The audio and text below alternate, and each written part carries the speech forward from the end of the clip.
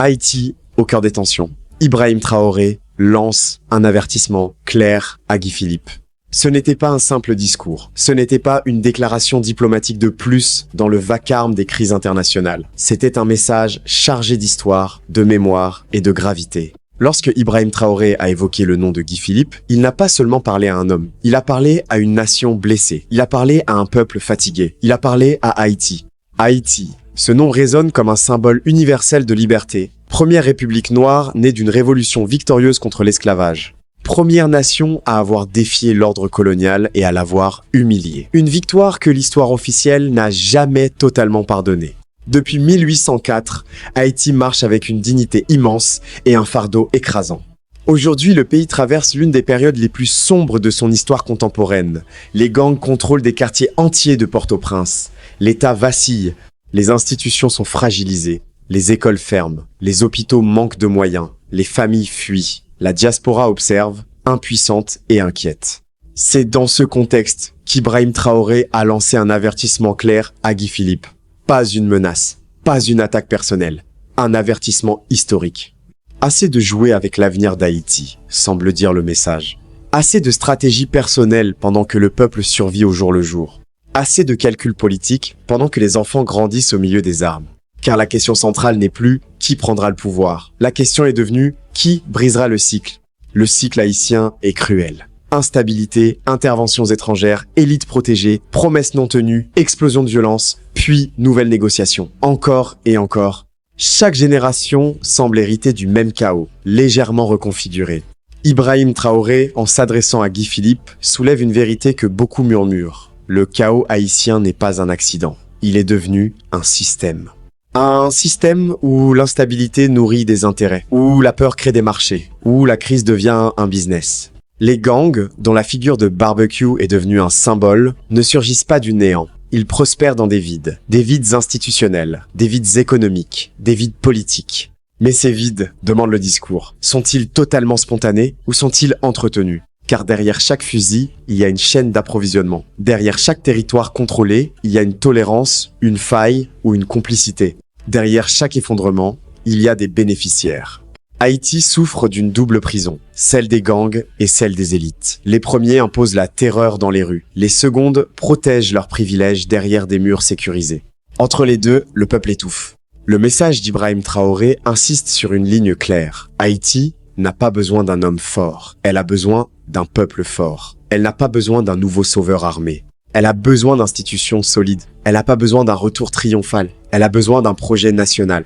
Guy Philippe se trouve au centre de cette équation. Figure controversée, ancien chef rebelle devenu acteur politique, il incarne pour certains une alternative, pour d'autres un retour aux méthodes du passé. C'est précisément là que l'avertissement prend son sens. Seras-tu une rupture ou une continuité? La continuité, dans le cas haïtien, serait fatale. Continuité des alliances obscures, continuité des jeux d'influence, continuité des ambitions personnelles déguisées en patriotisme. Mais la rupture exige un courage rare. Dire non aux gangs, même lorsque leur influence s'étend. Dire non aux élites, même lorsqu'elles contrôlent les ressources. Dire non aux puissances étrangères, même lorsqu'elles dictent les cadres diplomatiques. Car un autre acteur est implicitement interpellé, la communauté internationale. L'ONU, avec ses multiples missions passées en Haïti, a laissé derrière elle des promesses inachevées et des controverses persistantes.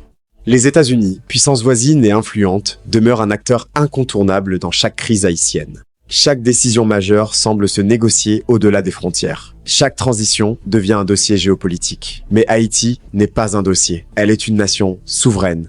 Le discours suggère que l'instabilité prolongée sert parfois des agendas extérieurs. Une Haïti faible est plus facilement influençable. Une Haïti fragmentée négocie en position d'infériorité. Une Haïti dépendante accepte des solutions imposées.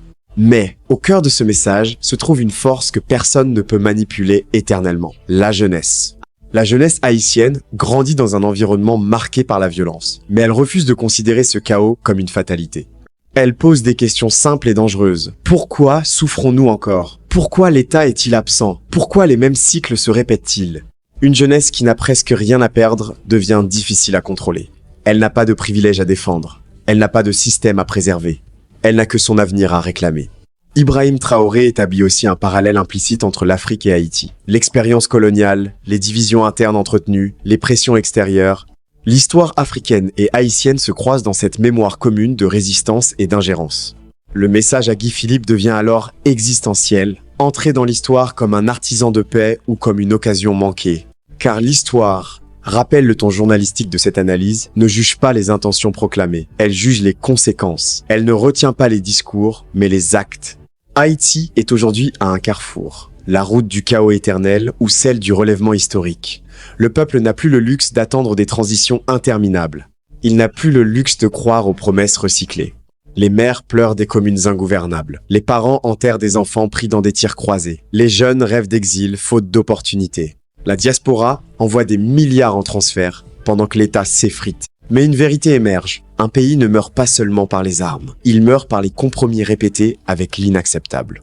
L'avertissement lancé à Guy Philippe n'est donc pas un règlement de compte, c'est un ultimatum moral. Être avec le peuple, entièrement, ou être classé parmi les répétitions du passé. La rupture évoquée exige transparence totale. Plus jamais de gangs dominant la nation, plus jamais d'élite intouchable, plus jamais de mission internationale sans résultat concret. Plus jamais de dépendance humiliant la souveraineté. Le peuple haïtien mérite un État fonctionnel. Il mérite des écoles au lieu de barricades, des hôpitaux au lieu d'enterrements, des emplois au lieu de l'exil. Le salut ne viendra pas d'un homme seul, il viendra d'une mobilisation collective, d'une discipline nationale, d'un refus commun de la peur. La diaspora, mentionnée dans le message, est appelée à devenir plus qu'un soutien financier. Elle doit devenir une force politique, une conscience vigilante, un pont entre Haïti et le monde. Les élites sont averties. On ne peut plus bâtir son confort sur les ruines d'un peuple. Les gangs sont avertis. La terreur ne peut pas constituer un projet national. Les puissances étrangères sont averties. Haïti n'est pas une zone d'influence. Et Guy Philippe, au centre de ce triangle de tension, doit choisir. Être l'homme d'une transition contrôlée par les anciens réseaux, ou être l'homme d'une rupture réelle, risquée, mais historique. Haïti n'est pas maudite, elle est blessée. Et une nation blessée peut guérir si elle décide de refuser la fatalité. Le message d'Ibrahim Traoré dépasse les frontières. Il interroge la souveraineté, la dignité et la responsabilité des leaders face à l'histoire. Il rappelle qu'aucune manipulation n'est éternelle face à un peuple qui se réveille. La jeunesse haïtienne est cette force imprévisible. Les gangs peuvent contrôler des quartiers, les élites peuvent contrôler des institutions, les puissances peuvent influencer des négociations. Mais aucune force ne peut éternellement contenir une génération décidée à vivre autrement. Haïti ne sera pas effacée. Elle ne sera pas réduite à un simple dossier humanitaire. Elle ne sera pas éternellement un terrain d'expérimentation politique. La question demeure, suspendue dans l'air lourd de Port-au-Prince. Guy Philippe sera-t-il l'artisan d'un nouveau chapitre ou le prolongement d'un cycle usé? L'histoire, elle, n'attend plus. Et si l'on pousse la réflexion plus loin, une évidence s'impose. Le véritable test ne sera pas dans les discours, mais dans les premiers actes concrets.